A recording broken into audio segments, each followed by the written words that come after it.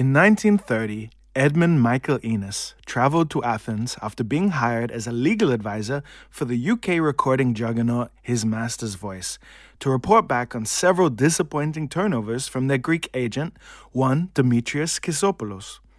Mr. Enos was hired as HMV was determined to invest heavily in a shellac factory for the flourishing Greek market, but were hesitant because they were being absolutely smashed by German and American competitors, giving rise to concerns the agent was not competent enough to oversee such expenses.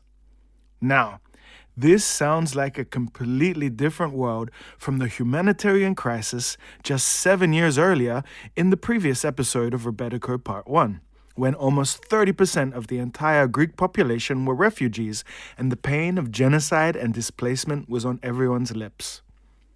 So how did the music of refugees attract such huge investments in just a few years, and how did those future Rebetiko recordings on His Master's Voice and other labels of the 1930s become the blueprint for endless debate, politicking, and Greek badassery for the next 100 years? Let's find out and finish this emotional and wild series on Rebetiko together. Bame Malaga, let's go. Hello, and welcome to Songlines with Jimmy Trash, the show about flashpoints in history where music, politics, and culture are inseparable. This is episode 3, Rebetiko Part 2.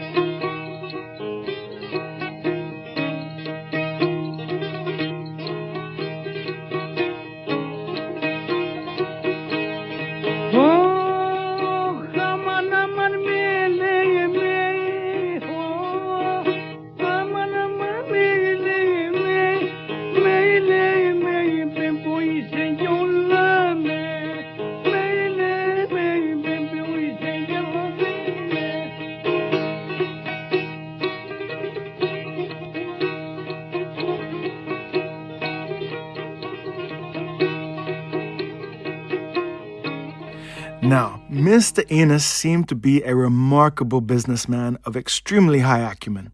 His resume sees him bouncing around the globe for most of his life as a legal assistant and trademark expert, and his meeting with the agent Chrysopoulos in Athens left him so flabbergasted he saw it fit to write a 150-page essay on his dismay with the Greek business practices. I found it so difficult working with him, such a confusion in his views, in the knowledge of his own business, so many errors in his statements, and his opinions so much unreliable, that I knew I had to form my own independent judgment on the worth of the enterprise and the worth of his criticisms, and to obtain information independently. Now, HMV had a right to want to know why their records were not selling in Greece. The market had picked up infinitely through the 1920s. Enos comments in his report on the surprising health and stability of Greece since the war, which can mainly be attributed to the toughness and perseverance of the Greek people. The increase in the Greek music market was bolstered by many factors, including the emergence of a middle class that could afford gramophones, the presence of radio in most homes, and I would say particularly the tiniest eroding of the taboo of Rebetiko music, as it was commercially reintroduced to Greece from the American pressings through the 1920s, financed by the first waves of Greeks who had opened up successful restaurants in New York, after emigrating there since the start of the Balkan Wars. Those musicians and restaurant owners in New York, such as Marika Papagika, who we talked about in the first episode, were suddenly broken free of the societal barriers of the old world, and those recordings began to show up in Greek mainland homes at a time owning a bouzouki was enough to be assaulted by cops, and the instrument was too disreputable to be on stage, even in the bawdy Café Amans that we also talked about in episode 1. As a total outsider to Greek culture, Mr. Enos in 1930 was still able to witness the disparity between the public desire for the urban music of Rebetiko and the treatment of it from the upper class, such as Mr. Chrysopoulos, stating, The opinion predominating is that our Greek catalogue does not cover the repertoire exactly required, that Mr. Chrysopoulos is too highbrow in his recording and concentrates on local operatic titles that can only meet a very small demand. I have very attentively examined that question of our Greek repertoire and recording, and I think that we are too little conversant with the character of the demand of urban folk music in Greece, and that we are badly informed. Now, while his whole report overflows with English witticisms and barbs and is thoroughly enjoyable, I want you to imagine the face of this very serious English businessman when Chrysopoulos gives his reply as to why he does not publicize the Rebetiko catalog HMV was putting out. I do not advertise because by doing so, people will call for the records and I will have to order them, which means keeping a stock. Through the 1920s, the recordings of Rebetiko music were done by manageable, professional Café Aman groups. I want to remind you from episode 1, these were still professional musicians, and while they certainly were nightlife characters and drug users, such as the incredible journalist, musician, and cartoonist Kostas Bezos, they were not the musicians adhering to the lifestyle of the Mangas underground movement that so many of the songs were celebrating. Actual Mangas characters were writing songs for these respectable musicians for a fee, and already the mythologization process of Rebetiko now begins, as a direct result of the demand and commercialism of the Greek underworld fantasy. The Mangas were writing their own press, and understood the more sensational, the better. Depictions of this underworld character were also found in stage and shadow puppet theater, and even operas, even if they were not using the music associated, so you can begin to see the fictionalization of this marginalized character. Okay, we are going to have a musical intermission before we move into the 1930s, and I want to play a very beautiful Eastern School Rebetiko piece by someone called Leopold Gad. This was recorded on a major label in Constantinople in the late 20s. which is extremely confusing considering the horrific and bloody events of the Greco-Turkish wars and subsequent population exchange. The fact is, wealthy Greeks in the big city went on with business as usual for the entire length of the atrocities of this story, and it seems having money was a way to bypass a lot of the shit of the 20th century. Leopold Gad was a Maltese Greek and a dedicated company man who organized recording sessions with the touring Greek musicians of the time whenever they came to Turkey to perform for the upper classes. And this evokes a great sadness in me when so much of the Rebetiko genre was written by displaced Asia Minor refugees who longed for their homeland when others were able to remain comfortably in the East.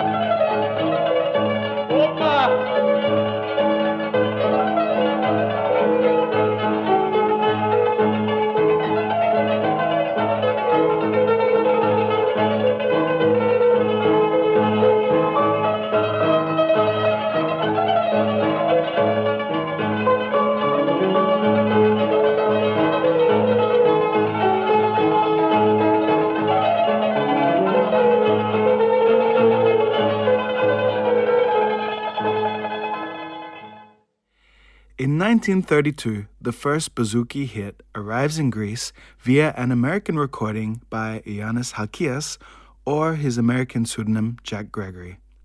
The beautiful To Minore To Teke. Now, I am loath to talk about music history in terms of definitive points, where one thing happens and changes all of history. I find it utterly reductive. Going through history to me should always feel like swimming in a huge lake of information, not steely points of exact information. So it's worth it to say there is evidence of earlier bouzouki recordings in America, and going back further, Germans actually recorded Greek prisoners playing bouzouki in the First World War. This beautiful song by good old Jack Gregory certainly made an impression by becoming so well known back in Greece, it was picked up by Cafe Aman bands as a song patrons would request. And this smashed preconceived notions of the time. Let's have a little listen before we go on, because it's a masterpiece.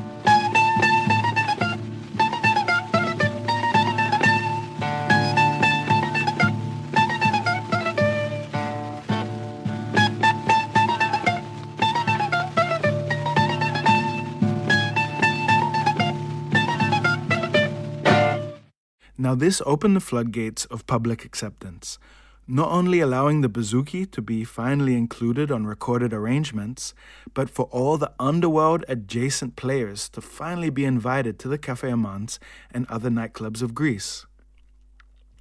Of this first wave of what will be called the Piraeus School of Rebetiko, none is more important or impressive as the first bouzouki group, which was made of incredible charismatic stars who would all go on to have huge individual careers, the famous Quartet of Piraeus. And since I'm covering several decades with this podcast, I can barely start on the unbelievable, hardcore lives of each of these guys.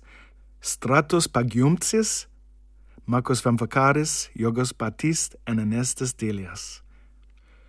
I could never do it justice, whether I was to cover Yorgos Batist and his career as a literal traveling quack medicine seller, or Anestis, who foretold his own death in a song called The Pain of a Junkie, years before he died in the street of heroin addiction and starvation during the German occupation. These four men's careers are recognizable for both infamy and a massively high artistic output, and the quality of their songwriting, playing, and voices set the standard for which Rebetiko is still celebrated today.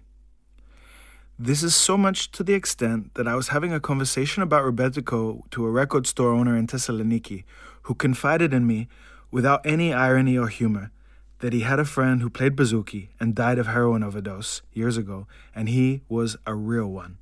The image of the bouzouki player as a drug user is still so prominent that it is an acceptable end, granting a player real one status. Unfortunately, this golden era lasted just a few short years. The Café Aman bands were forced to change their style and play more underworld-influenced songs, or even hire bouzouki players against their will, or else lose work to the traveling bouzouki troops. This prominence prompted the first round of discourse in the press, which began to discuss this offensive and dangerous trend as it was finally in public spaces and not just hidden away in heroin dens. These Rebetiko debates would come back with an utter vengeance in another 10 years' time, but a decade of heartbreaking and atrocious events would temporarily become more important across the Mediterranean milieu. Before we get to that, let's just indulge in these good times for a bit and enjoy the absolute thrill of legend Marcos Vamvakaris and his own hype song, Marcos, the Man of All Trades.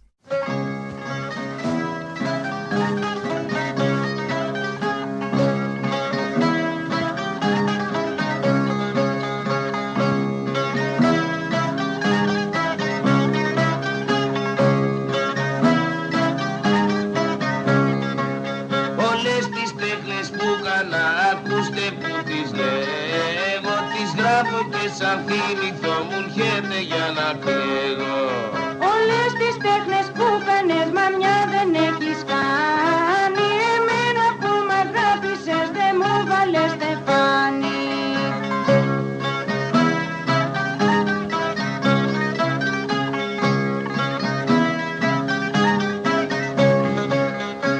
Το προστήριο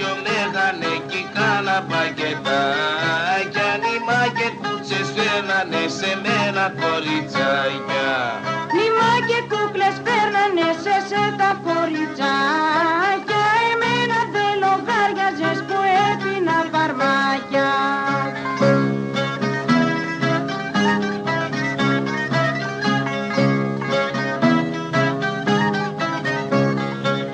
Δεν μ' άρεσε αυτή η δουλειά, ζηλεύω κάποια άλλη και ψυχογιός εγίνηκα σε ένα χοντρό μπακάλι.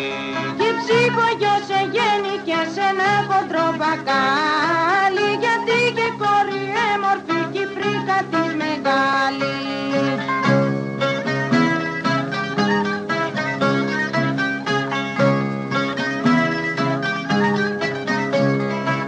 Τρεις μέρες έκατσα εκεί κι ήθελα για να στρίψω εφημερίδες να πουλώ στους δρόμους να γυρίσω.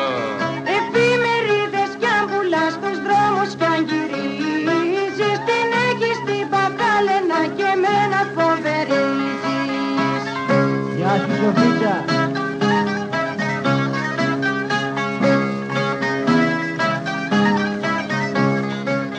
Το βράδυ το κασέλι μου το τσάκωνα στα χέρια, μόνο που δεν κουβάλισα του Άγιοριου σε φέρια. Λουστρός και ανεγέννηκες, αλήτης κι αλανιάρης, πρέπει να το συλλογιστείς, εμέ με ντουμπάρεις.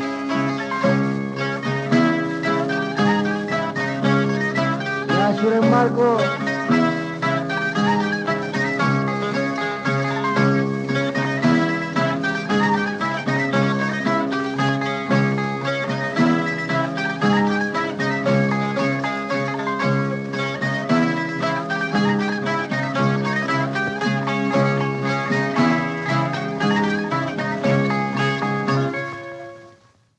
Okay, sorry folks, the story is getting dark again. That short good run is over. The state of Rebetiko begins a permanent change in direction, and we can discuss for better or worse later when Vice President Yanis Metaxas unexpectedly springs to power in 1936 after President Demertzis suddenly dies a month into the job. Metaxas self-coups the whole government in retaliation to the Communist Party picking up 15 seats in the same earlier election under the seemingly popular banner of being anti-fascist. And I'd just like to hook in here, 1936, what a fucking hell of a time. Hitler is already in, Franco just got in power, Ataturk has been doing ethnic cleansing for a while, and our boy Metaxas is presenting himself as a Mussolini-style corporatist. Sure, you can blame all this on the tail end of the Great Depression, soon to be solved by another world war, but what else can I say but what a shit time to live in. Metaxas was from Greek Venetian island royalty, graduated from German military college, fought in the Greco-Turkish wars, and was by all accounts a short, pro-monarchist bootlicker. His two main issues he addressed was to clean up the drug language of each song by requesting to personally hear and approve every song before recording. He also wanted to influence their inherent ethnicity.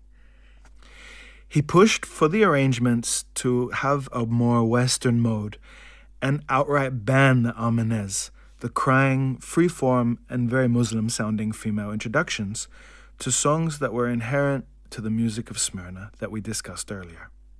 Now, let me make a very clear point here, because this also has a lot of parallels to issues in our modern day. Metaxas was involved in the occupation of Smyrna, which was expected to be gifted to Greece on the basis of a 40% Greek Orthodox population and subsequent similar culture. But then as soon as it turns to the music and art of this people, he considered it too ethnic and something that needs to be banned, which is infuriating when a population and a culture has to do with material gains, like a city, then leaders can be on board. But as soon as it is to do with the art of this people, it is considered subversive. Several of the more hardcore and druggy Rebetisists of this time were exiled to islands under the regime. And because of this pressure, the younger musicians started to explore new forms of arrangements, And the new generation, less hung up on the manga identity, started to probably see what their music needed to survive into the future. People like Vasilis Tsitsanis and Manolis Chiotis, who we will get to later. Another important part of the Rebetiko story is that Thessaloniki famously had a chief of police who was an avowed Rebetiko fan. And many of the bigger names took refuge in the city over this time, where they could still play, smoke hash, and in general lay low, a trait that would continue into the Second World War.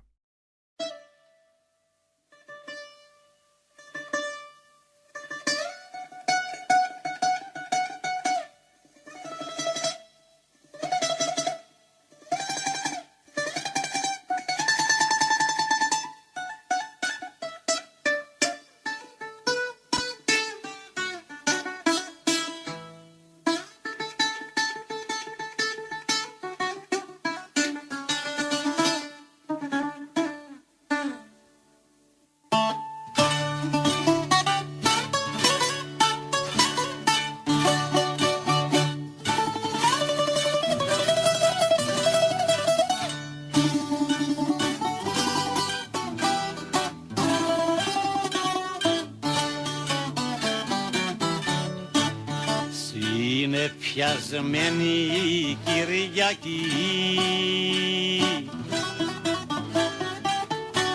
μοιάζεις με την καρδιά μου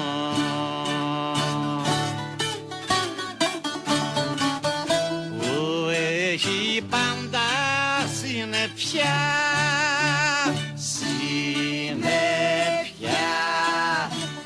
Χριστέ και Χριστέ και Παναγιά μου που έχει πάντα συννεφιά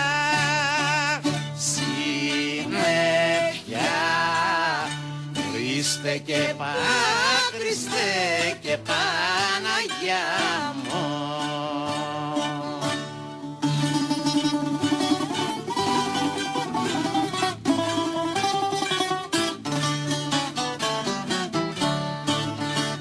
Σε μια μέρα σαν κι αυτή που χάσα τη χαρά μου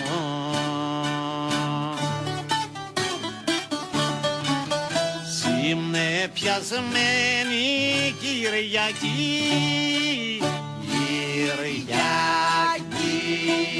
ματώνεις στην καρδιά μου συννεφιασμένη Κυριακή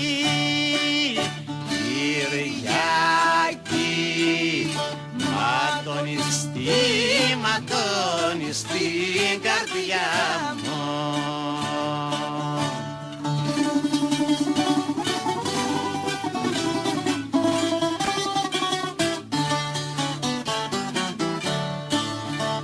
Όταν σε βλέπω προχερή στη γραμμή δεν ησυχάζω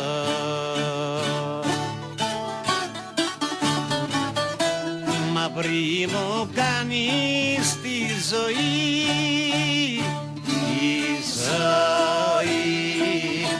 και βαριά να στενάζω μαύρη μου κάνεις τη ζωή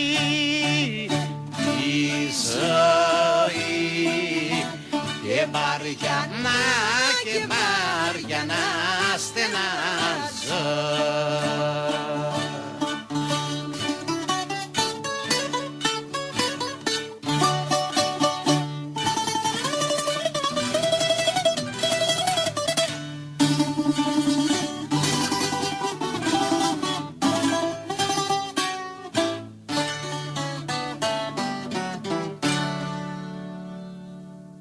As we follow the story into World War II, Greece was against the Axis for a few reasons, even though Metaxas' politics clearly identified him with his fellow fascists. He had a single good trait, where he found anti-Semitism distasteful, and also refused to give up land to the Italians freely. Greece resisted against Italy before Metaxas' questionable death and subsequent German occupation. Now, this period is a very strange one for the history of Rebetiko. It's quite a split experience between characters. Mythologization of the Rebetisists is still a big part of the history, and the musicians who shared the same fate as 300,000 other Greeks and starved to death under occupation are very often referenced to as dying because they would not play for the Nazis. But those who died in this time were objectively the more tragic and addicted characters of the first wave of Rebetisists. On the other hand, Tsitsanis writes at length in his autobiography about the inward journey of his writing under occupation and channeling that sadness. And there is no doubt he came out of the war as an incredible talent and visionary, writing the iconic Cloudy Sunday in this period. Rosa Eskenazi, however, has the best story from this time. Born into a poor Sephardic Jewish family in Istanbul, she had followed her passions to become Rebetiko's highest paid star of the pre-war era. Upon occupation, she took a high-ranking German lover and obtained fake baptism documents, and subsequently used her power and influence to provide safety for other Jews and resistance fighters, even opening her own club in the middle of the war. She was exposed in 1943 and would not really recover her stardom until the student-driven revival of the late 60s.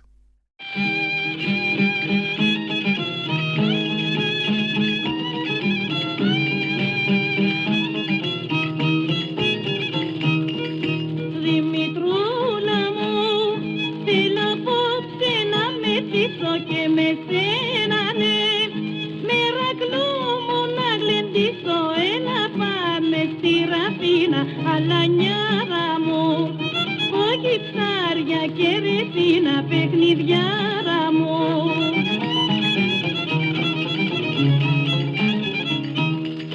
Θα σου φέρω λατέρνα, κάνε κέφι και πιέρνα. Στα ναζάκια σου άστα, με τη γάμπα σου σπάστα, κι όλα εγώ τα σπασμένα τα πληρώνω για σένα.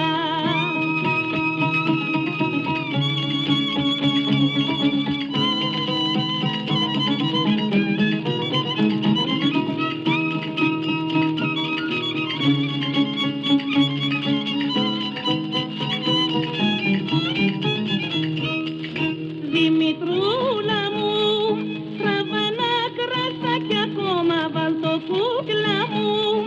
Το ποτήρι σου στο στόμα ρούφα ακόμα μια ρετσίνα να μεθύσομαι. Και το βράδυ βρες αξίνα θα γλεντήσομαι.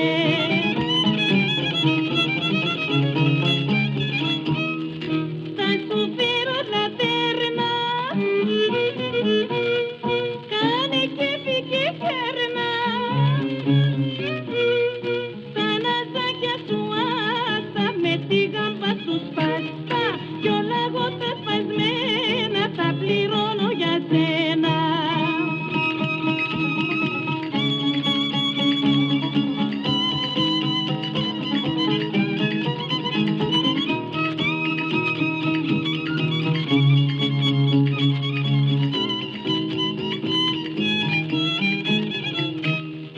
Ταβερνιάρι μου, φέρε μας και κοκκινέλικη για αγάπη μου. Το καρφίλα μα χορεύει, πούνισε μου το λιγάκι στο κορμάκι σου. Τύπα μου το τίκι τίκι τακτό τα κουνάκι σου.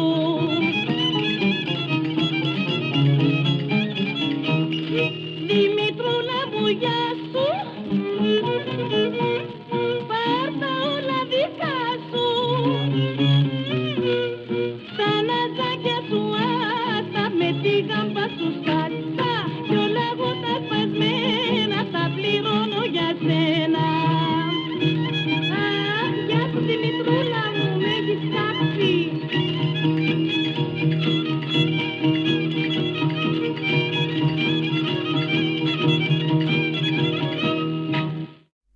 After World War II was over, Greece entered an even darker time.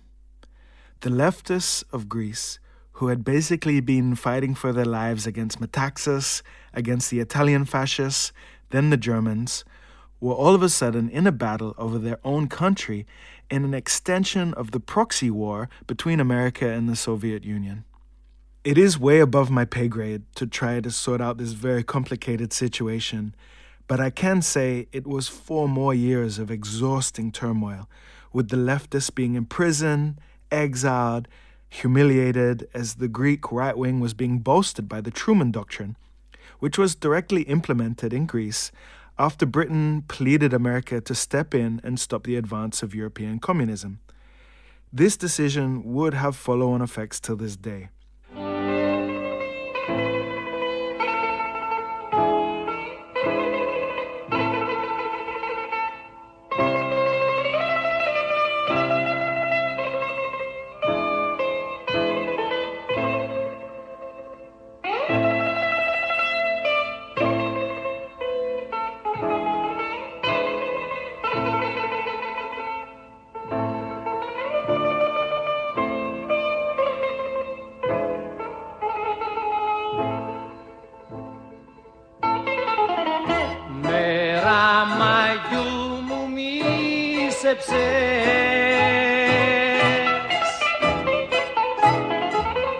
Μέρα μαγιού σε χάνω,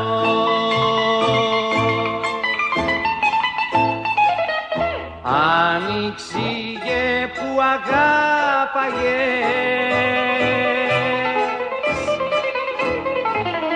κι ανεβαίνες επάνω.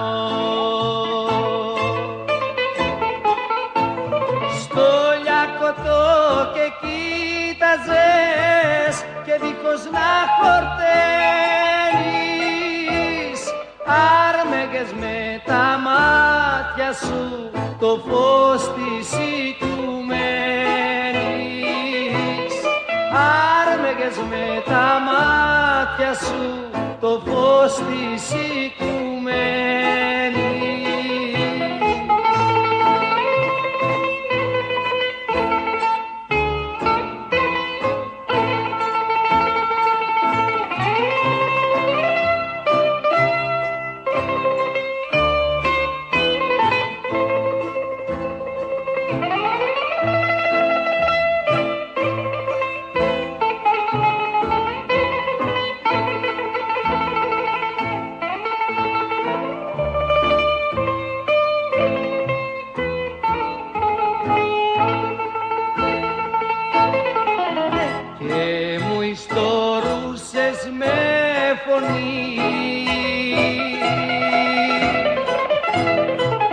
Γλυκιά, ζεστή κι αντρίκια,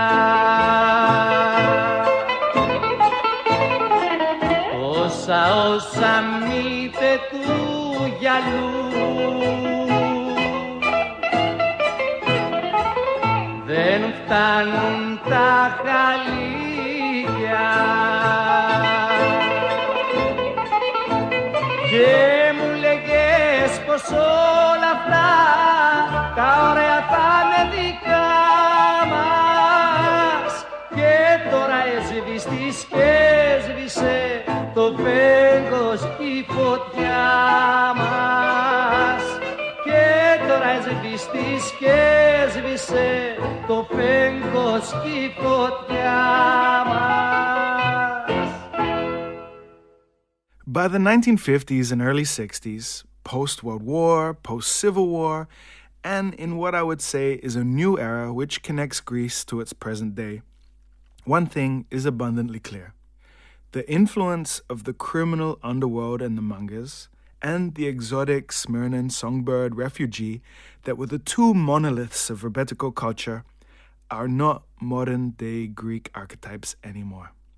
The amount of internal displacement, starvation, and murder of 13 long years, plus the institution of the Marshall Plan to rebuild Greece in the image of the West, has well and truly changed the cultural face of the major cities.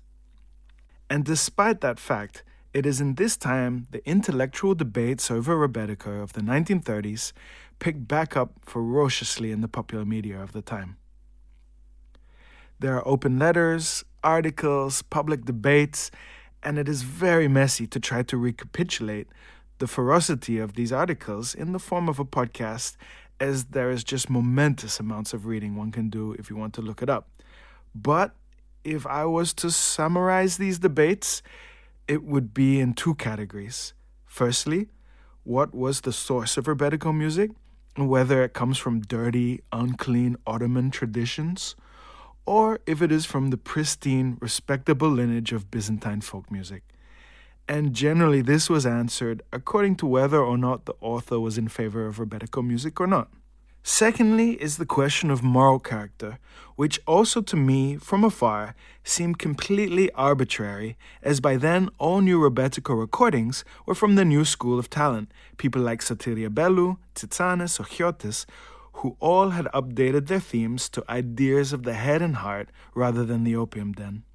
Leftist ideologues, which I must admit write at this time as if the Rebetiko topic was their last stand against the decades of defeats they received inside of Greece, were ardent, arguing to the tenets of socialist realism that Rebetiko music stained the soul of the Greek people, was lumpen proletariat, led to suicides, and was irresponsible escapism.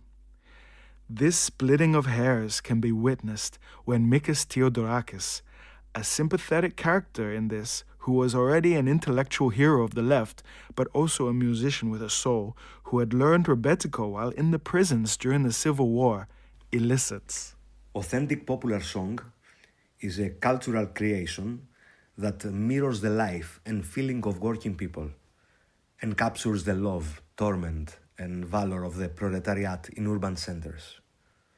These tensions appear in some post-war Rebetika, which should be properly described as laika and not Rebetika, and is characterized by the dignity, chivalry, and tenderness of a lover. These long talks took the steam out of Rebetiko. Second-wave stars refused to even call their music by such a name, going for the more ambivalent laiko, meaning folk music, which turned into many different bouzouki subgenres, from laiko rock to skiladika, translated as dog music, which literally reintroduced Arabic influences back into a lower-class pop music, but without nearly the condemnation Rebetiko had received. Theodorakis took the high road and mixed bouzoukia and Rebetiko rhythms with his operatic works, like we heard earlier, as did Hatzidakis, who invited Bellu and Vamvakaris to perform in university lectures to promote their values. The press loved a fabricated rumor that Jimi Hendrix had claimed Manlis Chiotis was the best guitarist in the world over him, as a further chapter to the self-mythologization of Rebetiko and its desire for recognition. Many of the surviving first-wave recorded Rebetisists finally had their time in the sun when a Rebetiko revival started in the late 60s. Further steps to acceptance were the inclusion of Rebetiko acts in many films of the 50s and 60s, and then further disilluted when the remarkable and beautiful film Never on Sunday encouraged tourists to fly to Greece for the chance to drunkenly smash plates while listening to bouzouki music. So much, by the way, that there were over 50 factories making clay plates just for smashing in Greece before the military junta disallowed it. For me, two quotes stand out, not from the public debate period, but a little later in the 70s when the heat had died down. Both from the two intellectuals who had tried to legitimize Rebetiko to the masses in the 50s. Hatzidakis, who claimed, Rebetiko ceased to exist before we held it in our hands. And Theodorakis, who warned, It's good to look back, but this should not be a substitute for a contemporary movement. After considering all of this history and my own months of delving into the legacy of Rebetiko and having to come up with a takeaway, these are my feelings. Who we are now in the West, considering our own past of censorship and music culture, after punk and 90s hip-hop and shock rock, I really appreciate how important it was for the Greek people to work out publicly and sincerely what the true quality and value of music was, and how important it was to their culture. I believe all of the quarrels about Rebetiko, and this is from an outsider perspective, was the population bargaining with themselves a way to participate and enjoy this culture of tavernas, food, and music that was the thing that they could all agree on regardless of the past and politics. I'm disappointed with a dogmatic left that could not step away and understand that expressing tales of human suffering and longing without judgment is a form of healing. However, the left collectively moved on their position in the 80s with a big push from the squat punk anarchists who read and celebrated the works of Ilias Petropoulos. In the end, the story of Rebetiko solidifies my own feelings that truly revolutionary music does not have to sound like war songs, and that after you produce something pure, there will always be a contingent wanting you to water it down.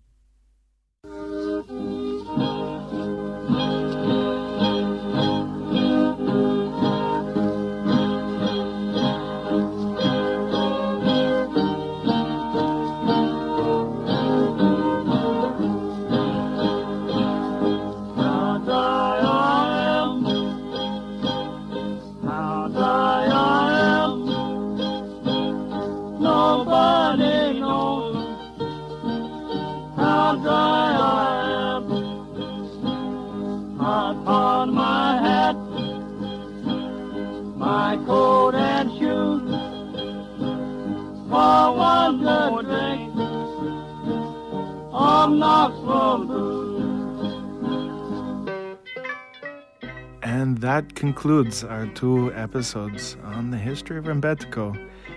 It was a lot shorter than it could have been. There's an infinite amount of things to talk about, and it's been a lot to think about emotionally, since I love a lot of the people in this culture, personally the people I know over there, and just how adjacent a lot of these themes are with modern day politics and modern day migration stories and music in general. So I've really had a great time thinking about a lot of it. I hope you as a listener got a lot of the stuff that I didn't say over these 2 episodes. But for anything else that you would like to tell me, please comment, please let me know your thoughts. I'm in the early stages of doing this podcast, so any feedback is really appreciated. Also appreciated is a little tip if you did enjoy it. There's a lot of time and effort that goes into these things. And even more exciting, I've got really great topics to go into starting next year. So once again, I thank you for listening, and take care.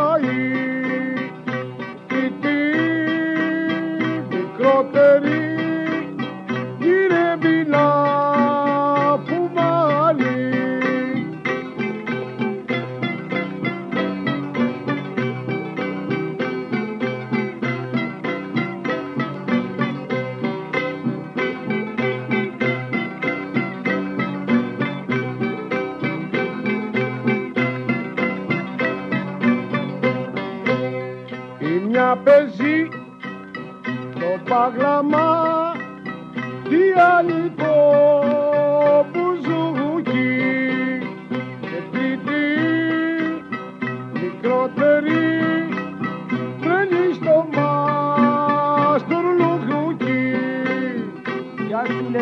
everybody.